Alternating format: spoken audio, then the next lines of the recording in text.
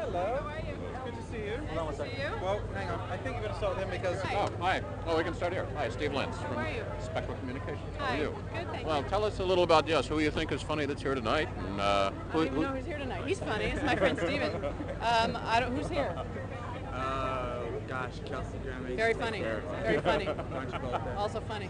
all right, now name any favorite comedians, stand-up comedians that you have? I'd have to say Paul Reiser would be my favorite stand-up comedian. I know it sounds like a party line, but I don't think they make them funnier than him, so I have to pick him.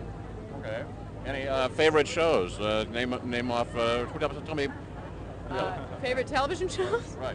Mad about Yours. yeah. What else? What else? There's this show called Friends that you haven't heard about, but that's pretty funny. I don't know. I don't know. No.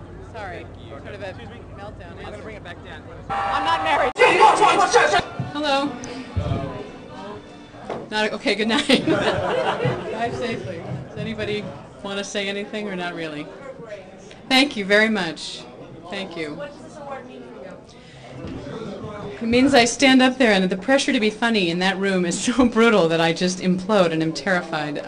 It's a huge compliment to be told by the people whose business it is, to make funny that you're funny. It's just like a shot in the arm.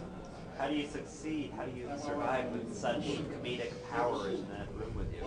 I didn't, as you saw. I wasn't exactly a laugh riot. I shivered my way through the names of the people that work on my show. That's the nice thing about, I have to say what's actually good about, winning something like this. It's that it reminds you to be grateful, and it also gives you a chance to say the names of the people whose names never get said, like our writers, because, without them it wouldn't be much going on. What do you bring to the writers besides Luckily, as a compliment to them, it's a very collaborative process on our show. I hear about other shows where you do a run-through at the end of the day and go home, and we don't do that. We sit around and go through it page by page and talk about, this doesn't feel right, and there's 5 suggestions of how to make it feel better, and it's a very collaborative, happy place in that way. So I bring all my good and bad ideas.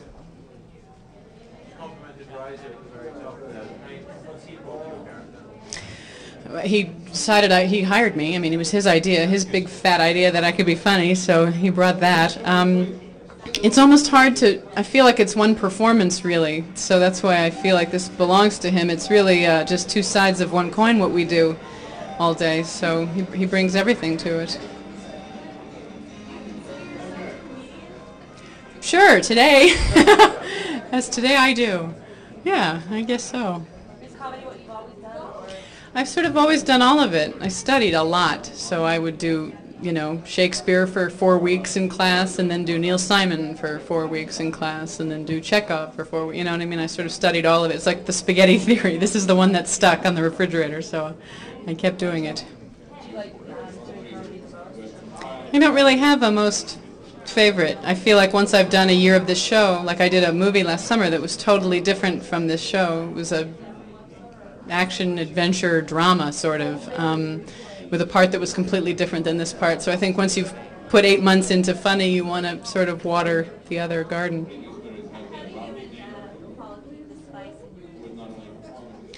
You know we're not actually married. You know we're not actually married. How do we keep the spice in it? You mean how do we keep the spice in the couples thing?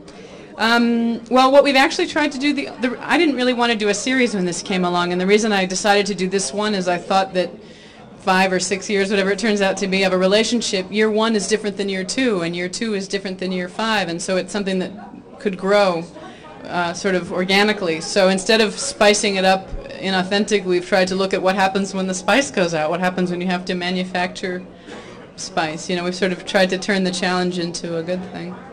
Is there a child in the show, speaker? Someday. Someday.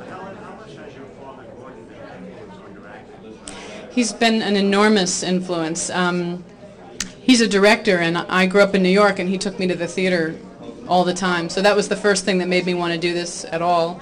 He's an acting teacher, and I studied with him for years, and so that's a direct influence. And now he's directing our show on and off, and he's doing an incredible job. And he's doing Frasier next week, and he got nominated for a DGA award for the one that he did last year with Carl Reiner. So I sort of can't say enough about how much he's influenced me.